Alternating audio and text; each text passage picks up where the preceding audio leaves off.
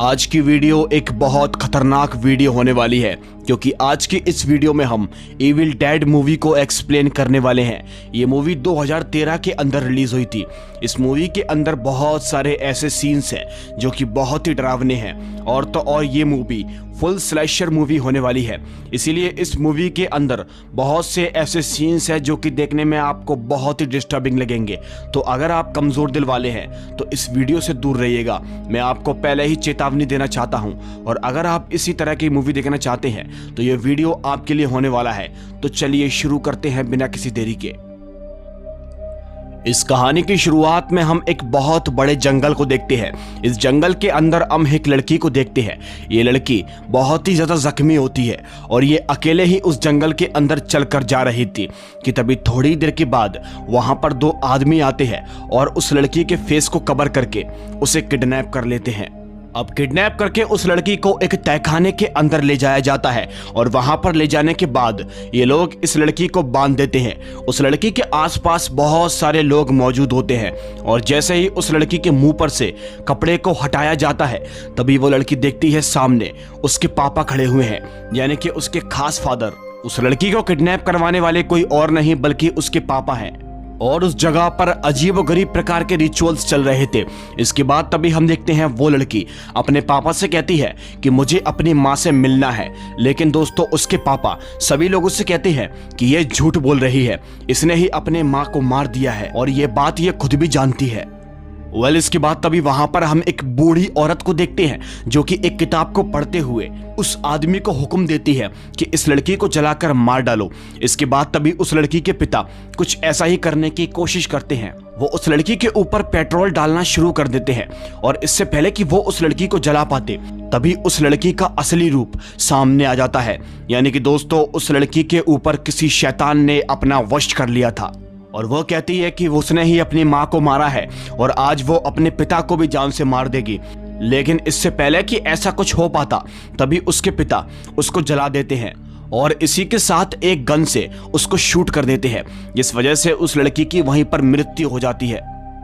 दोस्तों इसके बाद तभी यहाँ से कहानी शिफ्ट होती है और अब हम कुछ दोस्तों को देखते हैं, जिसमें से एक लड़का जिसका नाम डेविड होता है जो कि अपनी गर्लफ्रेंड नेटले के साथ होता है, और इसी के साथ वहां पर इनके दोस्त भी मौजूद थे, जिसमें से लड़की का नाम एरिक और लड़की का नाम ओलिविया होता है। अब दोस्तों ये चारों के चारों काफी टाइम के बाद मिल रहे थे। एक मिनट, इनके अलावा हम इस मूवी की मेन कैरेक्टर को भी देख पाते हैं जो कि डेविड की बहन होती है। इसका नाम होता है मिया। मिया को ड्रग्स की बहुत आदत पड़ चुकी थी, इसलिए ये सभी के सभी लोग इसको अकेले में यहाँ पर लेकर आए थे, जिससे कि ये अपनी ड्रग्स की आदत को छोड़ दे। और ये सभी के सभी लोग स्टे करने के लिए जंगल के बीचों बीच बने घर के अंदर रुकने के लिए आए थे। इसके बाद हम देखते हैं ये सभी के सभी लोग घर के अंदर चले जाते हैं। अंदर जाने के बाद मिया को घर के अंदर से कुछ अजीबोगरीब प्रकार की बदबू आ रही थी। जब वो अपने दोस्तों को बताती है तो सभी लोगों को यही लगता है कि शायद मिया यहाँ से भागना चाहती है, वो इसीलिए इस तरह की बातें कर रही है।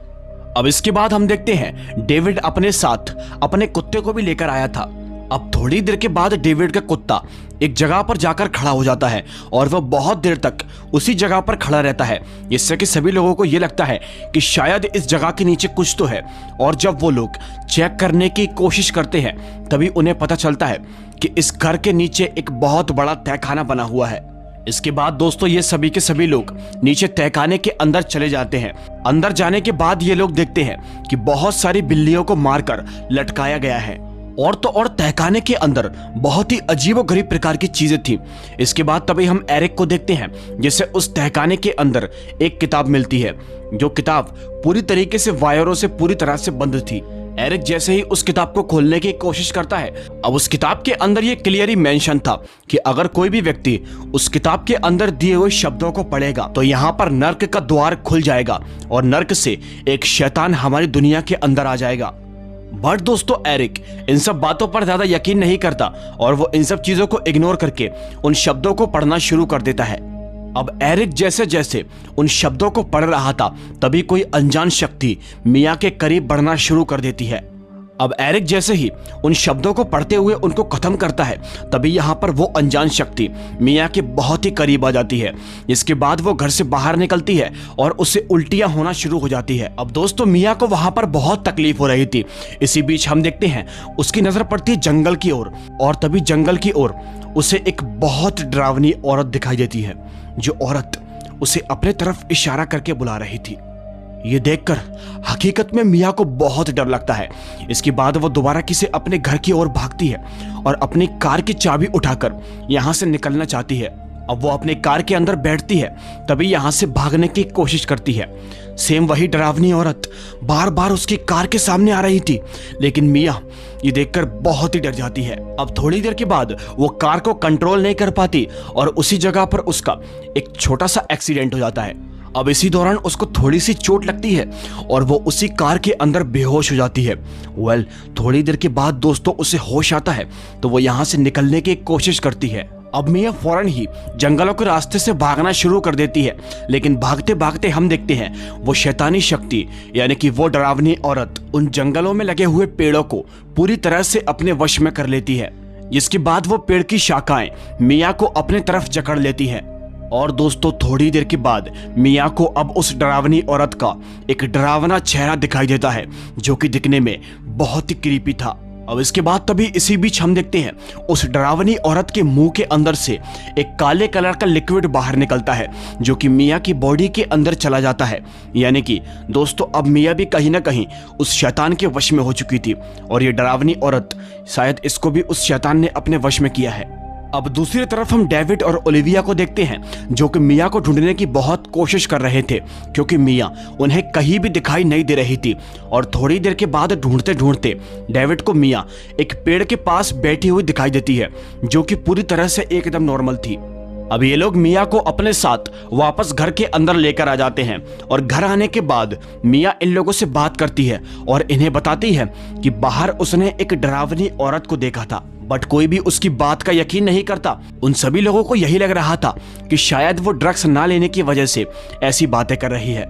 अब दोस्तों इसके बाद तभी हम एक झलक उस शैतान की देखते हैं, जो कि अब इनके घर के अंदर मौजूद था। थोड़ी देर के बाद हम डेविड को देखते हैं, जिसे बाहर उसका डॉग मरा पड़ा हुआ दिखाई देता है। वो ये देखकर बहुत ही शॉक हो जाता है। डेविड को यह देखकर बहुत ही अजीब लगता है कि आखिर उसके डॉग को ना जाने किसने मारा होगा। तो दोस्तों इसकी जानकारी के लिए मैं आपको बता दूं, उसके डॉग को किसी और ने नहीं बल्कि मिया ने मारा था, और कहीं ना कहीं डेविड ये बात भी जान चुका था। अब दोस्तों दूसरी तरफ हम मिया को देखते हैं, जो कि बाथरूम के अंदर शावर ले रही थी। वो अपने बॉडी के ऊपर बहुत ही गर्म पानी डाल रही थी, जिस वजह से उसकी स्किन हल्की हल्की जलने लगती है और उसे बहुत तकलीफ हो रही थी। अब इससे पहले कि उसे कुछ हो पाता, तभी वहां पर डेविड आता है और उसकी जान को बचा लेता है। मिया की हालत बहुत ही खराब हो गई थी।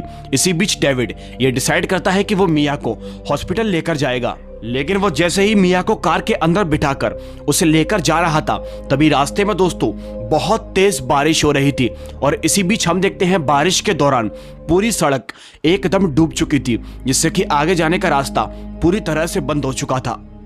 इसके बाद डेविड मिया को वापस घर पर लेकर आ जाता है, और घर आने के बाद ओलिविया मिया को कुछ दवाइयां देती है और उसे वहीं पर सुला देती है। अब दोस्तों इसके बाद तभी हम एरिक को देखते हैं, जो कि उस किताब को पढ़ने की और कोशिश कर रहा था। अब उस किताब के अंदर वो पढ़ता है कि अगर शैतान किसी को अपने वश में करता है तो ये चीजें होना नॉर्मल है। जैसे कि वो व्यक्ति जंगलों के अंदर पूरी तरह से भटक जाता है और वो व्यक्ति अपने ऊपर गर्म पानी डालेगा, जिसके बाद उसकी तबीयत भी खराब हो जाएगी। और तो और दोस्तों उस किताब के अंदर बहुत कुछ लिखा हुआ था, बट दोस्तों मैं आपको एक शौक वाली बात बताता हूँ। जो भी उस किताब के अंदर लिखा हुआ था वो सभी चीजें मिया के अंदर मैच हो रही थी। यानी कि जो भी उस किताब के अंदर लिखा हुआ था वो सभी हरकतें मिया कर रही थी, जिससे कि ये साफ साफ साबित हो चुका था कि उस शैतान ने पूरी तरह से मिया को अपने वश में कर लिया है। अब एरिक इन सब बातों को अपने दोस्तों को बताने की कोशिश करता है, लेकिन कोई भी उसकी बातों का यकीन नहीं कर रहा था। अब ये सभी के सभी लोग आपस में बातें कर रहे थे कि तभी थोड़ी देर के बाद मिया वहां पर आती है, और इस बार उसके हाथ में एक बंदूक होती है, और उस शैतान ने मिया को अपने वश में कर रखा था। और अगले ही पल हम देखते हैं मिया अपने भाई डेविड पर ही बंदूक चला देती है, जिस वजह से गोली उसके हाथ पर लग जाती है। और फिर थोड़ी देर के बाद मियाँ सभी लोगों से ये कहती है कि तुम सबकी मौत आज ही होगी, और बस ये कहकर वो वहीं पर बेहोश हो जाती है। अब जैसे ही मियाँ बेहोश होती है तभी ओलिविया उसके पास जाना शुरू कर देती है। वो उस गन को उठाना चाहती है, लेकिन जैसे ही वो उस बंदूक को उठाने की कोशिश करती है तभी मियाँ एकदम से जाग जाती है और उसके हाथ को पकड़ लेती है। और इस बार दोस्तों मियाँ उसके ऊपर बहुत सारी खून की उल्टी कर देती है। अब कहीं ना कहीं वो उसे मारना चाहती थी, लेकिन ओलिविया मौके का फायदा उठाकर मियाँ को उसी तहखाने के अंदर धकेल देती है। और उसे अंदर धकेलने के बाद एरिक फौरन ही उस तहखाने को बाहर से बंद कर देता है। वेल गाइस, इसके बाद तभी मियाँ सभी लोगों से कहती है कि उसने मियाँ को बहुत ही हैवी डोज दिया था, ऐसा डोज जिसे लगने के बाद कोई इंसान 3-4 दिन तक तो उठ नहीं पाता। लेकिन मियाँ कैसे नींद से जाग गई ये किसी को कुछ नहीं मालूम था। अब यहाँ पर डेविड ओलिविया से एक डोज तैयार करने को और कहता है। अब इसके बाद वो इस डोज को तैयार करने के लिए वॉशरूम के अंदर जाती है, लेकिन वो जैसे ही अपना काम कर रही थी तभी दोस्तों हम बाथरूम के मिरर के अंदर उस खौफनाक शैतान को देख पाते हैं, जो कि दिखने में बहुत ही डरावना था। और जैसे ही ओलिविया मिरर के आगे देखती है तो मिरर एकदम से टूट जाता है, यानी कि अब हमको समझ में आ चुका था कि इस शैतान ने ओलिविया को भी अपने वश में कर लिया है। अब थोड़ी देर के बाद ओलिविया को देखने के लिए एरिक वहां पर आता है, और वो जैसे ही ओलिविया के पास जाता है तो वो देखता है कि ओलिविया किसी औजार की मदद से अपने मुंह को ही काटने की कोशिश कर रही है, और ये देखकर वो बहुत ही डर जाता है।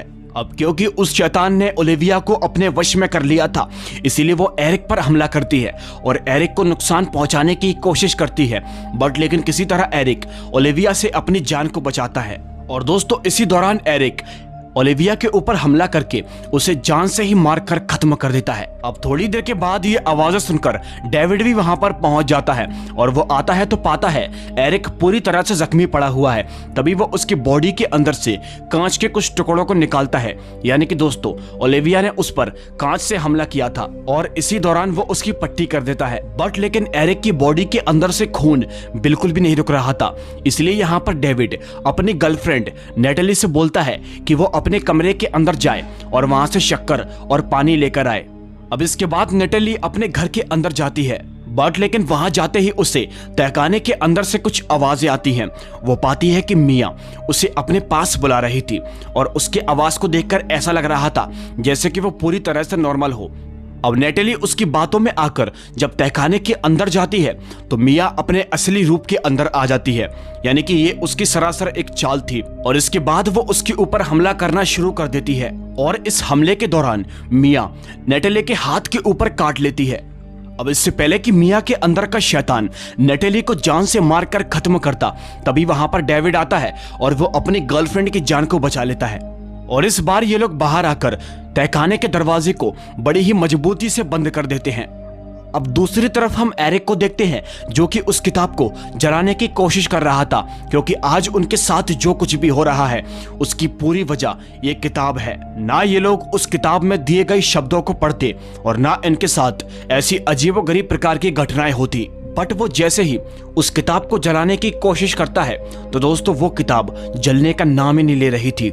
जी हाँ, अब इसी बीच एरिक उस किताब के अंदर कुछ और पढ़ने की कोशिश करता है, और इसी बीच वो पढ़ता है उस किताब के अंदर लिखा हुआ था, अगर वो नर्क का शैतान इंसानी 5 आत्माओं के ऊपर हमला कर लेगा तो आसमान से खून की बारिश होना शुरू हो जाएगी। जी हाँ दोस्तों, और इसी के साथ वो शैतान नर्क से इस दुनिया के अंदर आ जाएगा। अब इसी बीच वो उस किताब के अंदर पढ़ता है कि इस शैतान को रोका कैसा जाए। तो उस किताब के अंदर ये लिखा हुआ था, अगर उस शैतान को रोकना है तो जिस शैतान ने उस आदमी को अपने वश में किया है, यानी कि उसको पॉजेस किया है, तो उस इंसान को जिंदा ही जला दिया जाए। जैसे कि दोस्तों मूवी की शुरुआत में एक फादर अपनी बेटी को जिंदा जला रहे थे, क्योंकि उस शैतान ने उस लड़की को अपने वश में कर लिया था। और अगर ये भी ना किया जाए तो पॉजेस इंसान को जमीन के अंदर जिंदा ही दफन कर दिया जाए। और इसके अलावा अगर उस शैतान को रोकना है तो उस पॉजेस इंसान को टुकड़ों के अंदर काट दिया जाए। वेल गाइस, इसके बाद तभी हम नेटले को देखते हैं, जो कि धीरे धीरे करके शैतान के वश में होती जा रही थी, क्योंकि पॉजेस मियाँ ने उसके हाथ पर काट लिया था और उसका हाथ बहुत ही बुरी तरीके से जल रहा था। यानी कि दोस्तों ये एक बीमारी की तरह है। वो शैतान उन्हीं लोगों को अपने वश में करता है जिन पर अपनी वो कुछ निशानियों को छोड़ देता है। अब दोस्तों जैसे ही इसकी खबर नेटेली को पड़ती है तो वो एक आरी की मदद से अपने हाथ को ही काटने की कोशिश करती है, क्योंकि वो जानती थी कि अभी सही समय पर हाथ को काटा नहीं गया तो वो पूरी तरह से उस शैतान के वश में हो जाएगी।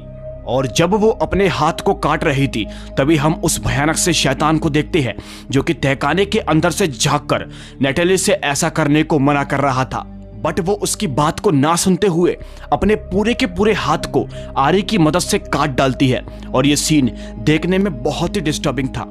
अब थोड़ी देर के बाद वहां पर डेविड और एरिक भी पहुंच जाते हैं और जब डेविड नेटेली को ऐसी हालत में देखता है तो उसे बहुत ही बुरा लगता है, इसीलिए वो उसके हाथ की पट्टी करना शुरू कर देता है।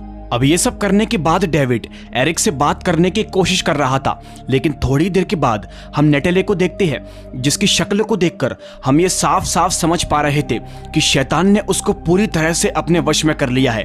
हालांकि उसने अपने हाथ को काट दिया था, लेकिन दोस्तों फिर भी शैतान की कुछ निशानी उसकी बॉडी के अंदर रह गई थी और इसीलिए वो उस शैतान के वश में हो गई।